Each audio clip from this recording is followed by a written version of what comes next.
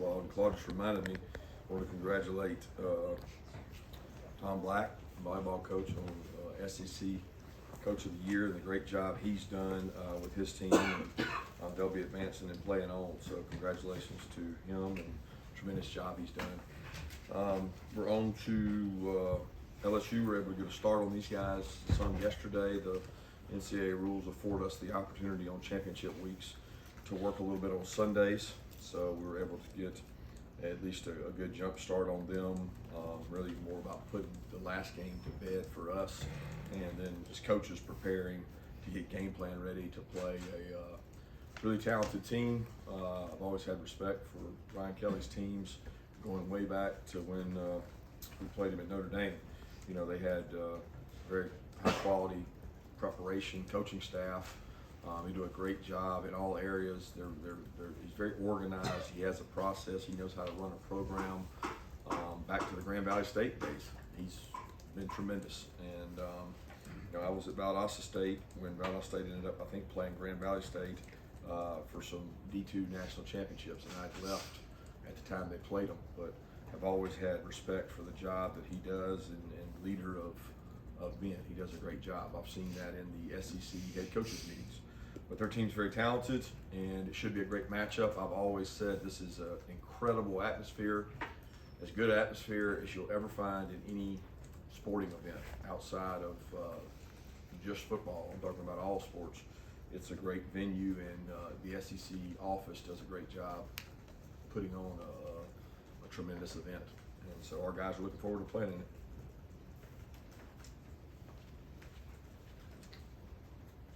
Kirby, I think you've said in the past that 13 is kind of the goal for the defense. I'm looking at this stat Leland put out. I think you're 55-1 when you scored 30 points. The one you lost was on a Hail Mary. Is 30 the goal on offense, or is there a goal on the number for the offense like you have for the defense? I think our goal, I forget, it's either 35 or 38, but that's just based on the course of time. I want to say we want to score right at 38 points a game is our goal. And we base that on college football, you know, history, and you want to be number one in scoring offense. If you can do that, you're going to be usually near it. Now, in most recent years, you wouldn't have been first there because the numbers have kind of gone up and away. But I think Coach Monken and the offensive staff agreed this year that it was either 35 or 38.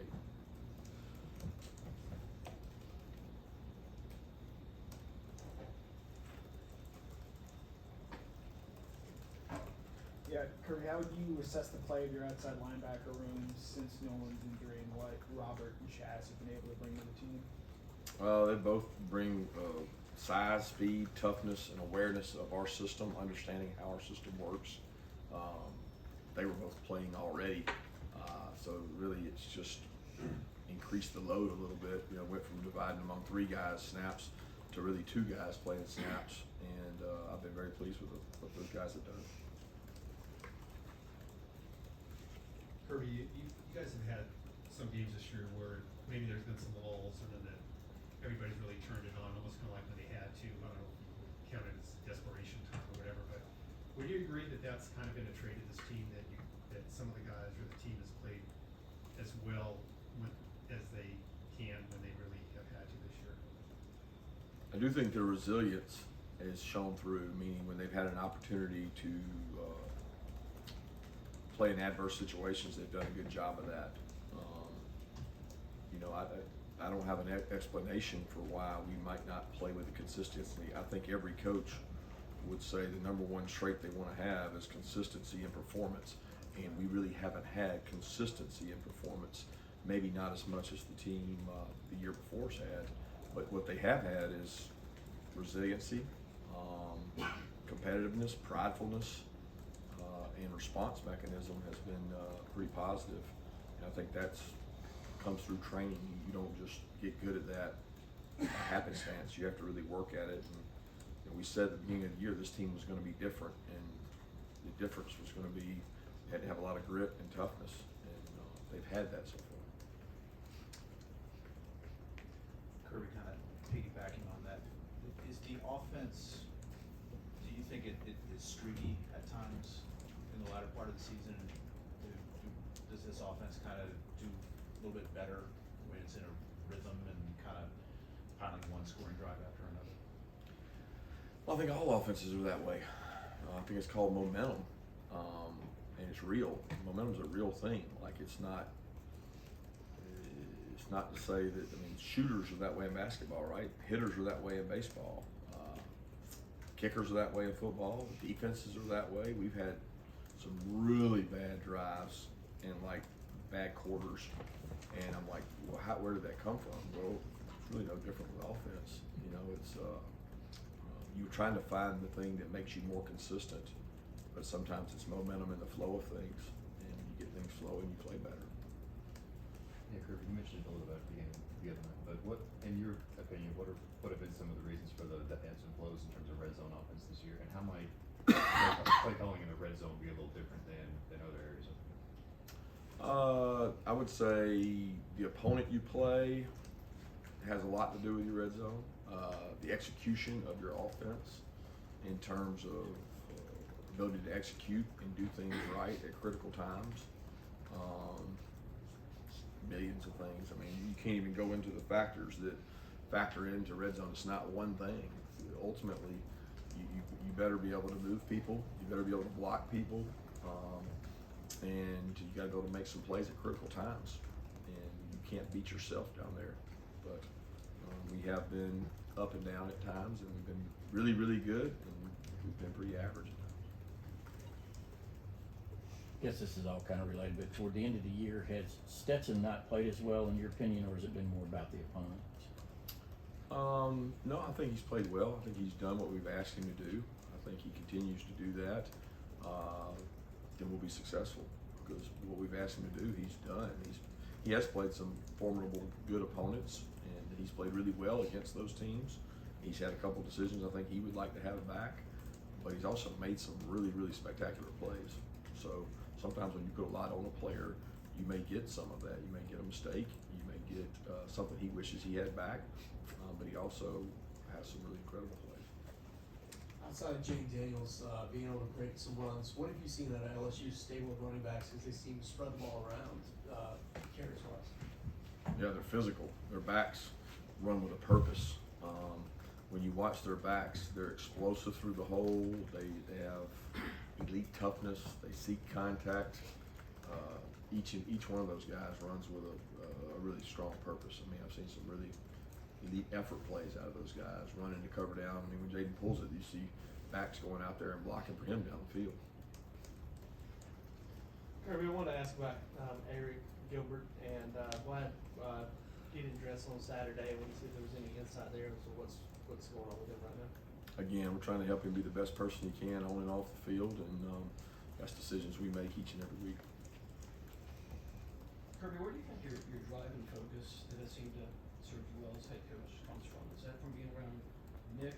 Is that from something else earlier in your life? You know, how did that develop?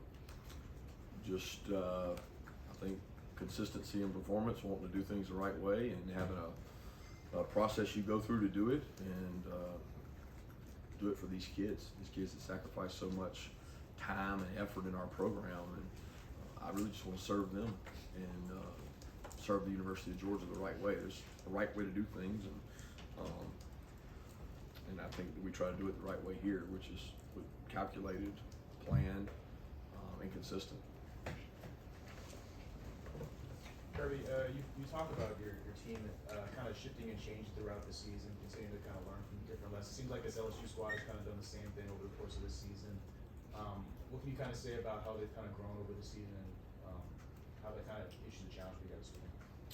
Yeah, they've gotten better throughout from the start of the season until now. I know the quarterback has gotten better. They do a tremendous job growing young players. I think everybody across the SEC is there's youth everywhere. Well, by this time of year, they're no longer young.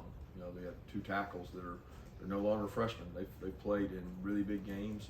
They blocked the best of the best in our league. They're not really freshmen anymore. So LSU has gotten better consistently, and that's what you're always trying to do to win an SEC championship is ascend and get better as you go along. And sometimes that's easier said than done. And I feel like LSU's done that. Kirby, when we talked to Warren a little while ago, he talked about the offensive line really took on the challenge of blocking better in the run game. Just what have you seen from that, how they have done in that aspect of the run game? They've been really physical. They've been physical when we need them to be physical. They've done a good job of making holes, and the backs have done a good job of hitting them, and it helps us as a play action team as a whole. So I think they've kind of done it by committee, and there's a commitment to doing it with that group and doing it really physical that takes on a personality of your team. With a player like Harold Perkins, without obviously getting too into specifics here, how do you game plan for a player like him that can move him around a lot, but also he's not exactly a full-time every down player for them right now? Yeah, I don't really understand what you're asking. Like, how do you go about game planning for a guy who can be so disruptive, but he might not always be on the field, an area where he's going to be most disruptive? Yeah, you know where he's at when he's out there, right? They're going to use him in different ways. They've changed up the way they use him throughout the year. It's what good defensive coordinators do. They try to find different ways to put him in maybe a mismatch and utilize him. And you have to know where he is, and you need to know where he is at all times because he's really athletic. He is very disruptive, and you make your team aware of it. Kirby didn't see Denal on Saturday, just how it's He's got a growing issue. He's got a growing issue, but he's back this week and he's gonna go to practice.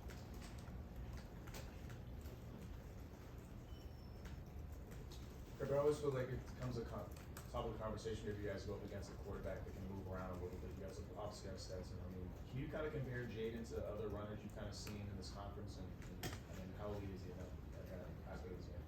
Yeah, he everybody you talk to, he's way faster than you envisioned. He is athletic.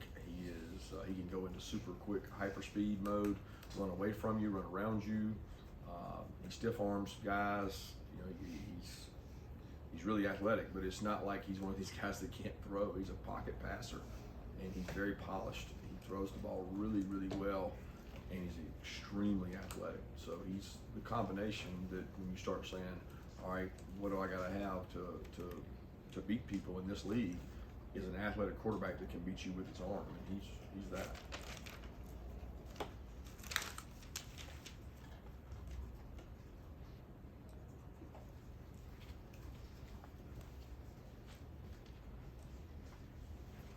You mentioned yesterday that in your time in the league, it feels like you've won almost as many, been a part of as many national championship as SEC championship teams, and obviously that speaks to the toughness of the conference. And while I won't ask you if you would rather win the SEC than the national, did even last year when you came back to win in the playoffs, did that feel like a void? And what kind of motivation is that for this year's team that maybe these players have not experienced that SEC champ?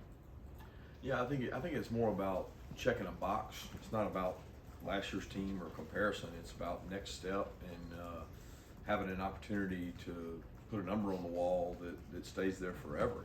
It's an SEC championship. You don't belittle those. Those are hard to come by.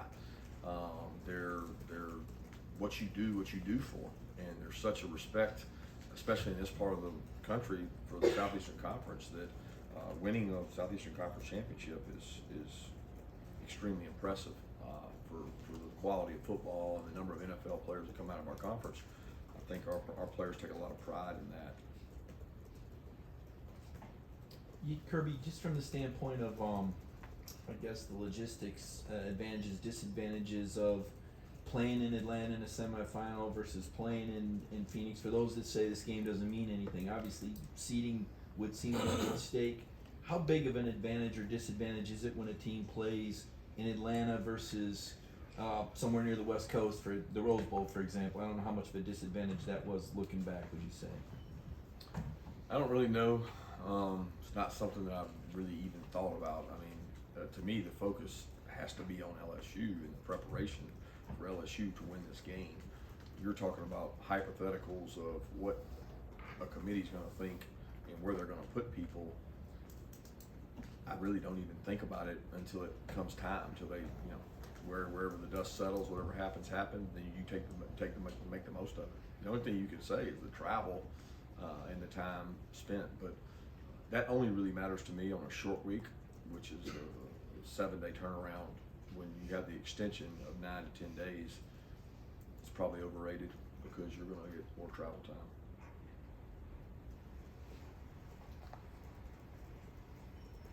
Kirby, you mentioned some of the decisions that Stetson's made. Can you walk it through for us, all the decisions that he has to make on a typical play? What is he looking at when he comes out of the huddle? You talk about there's some that he's made that were really good, a couple he wants back. For those of us who don't know it, can you walk through everything that he needs to be determined before the ball snap?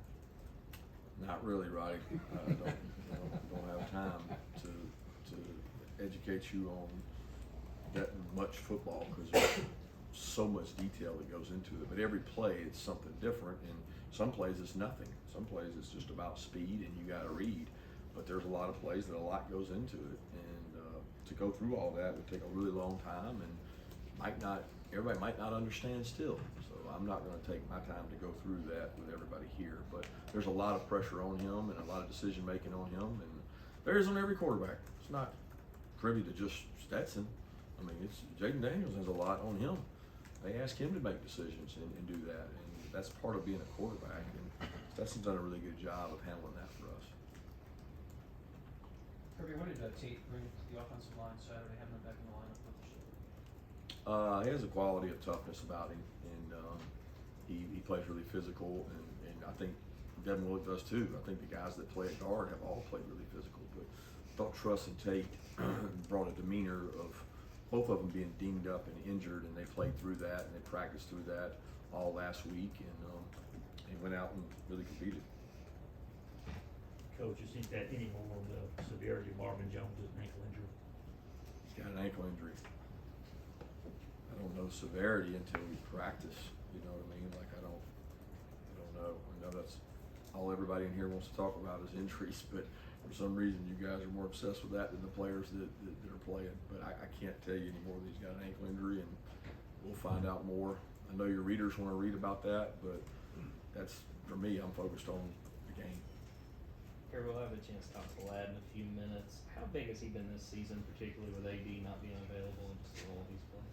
Tough. What he's been is tough, man. He gives you work every day. He never wants to miss anything.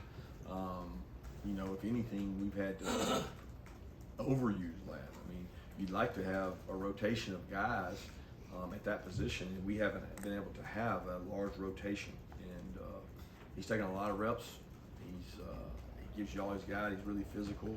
He's been durable for a guy his size and at his position. And really proud of the toughness he's shown to push through really the injuries and beats and bangs he's had. He's been good for us in the return game. He's also been one of our best gunners down in punts and making tackles on punt coverage. So he's been extremely valuable. Let's take 2 more questions. Before the season started, I remember you said you enjoyed playing in a Chick-fil-A kickoff because it's where you guys hope to be at the end of the season. Here you are. Your players obviously familiar with Mercedes-Benz Stadium.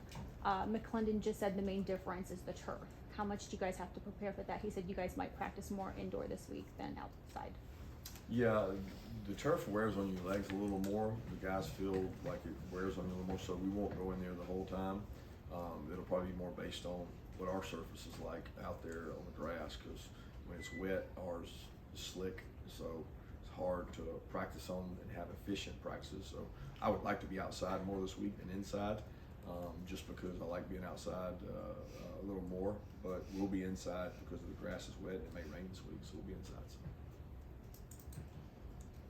Kirby, how much did the first 3 games of the season, which y'all did on offense, kind of create almost a problem, not in terms of expectations, but in coaches seeing, oh, they're doing this and they're doing this well on offense, now we're going to shut this down and adjust? Nah, I don't really believe in all that. I mean, there's no, like, good offenses are good, and they find ways to attack you. It doesn't matter, like, you don't trick people anymore and go, ooh, man, we're going to come up with this new play every week. You do what you do, and the best offenses I've ever been against, the LSU ones and the Alabama ones, you knew what they were going to do. You had to find a way to stop it. So it's not about tricking them, and it's really more about efficiency and having a good plan and playing well. And you know, when you play good defenses, you have to understand they're going to find ways to stop you. They're going to find and do good things, and some of that's been created off who we play, and a lot of it is how we play. And again, I've been proud of what our guys have done, and sometimes the conditions haven't dictated, and sometimes we haven't played real well.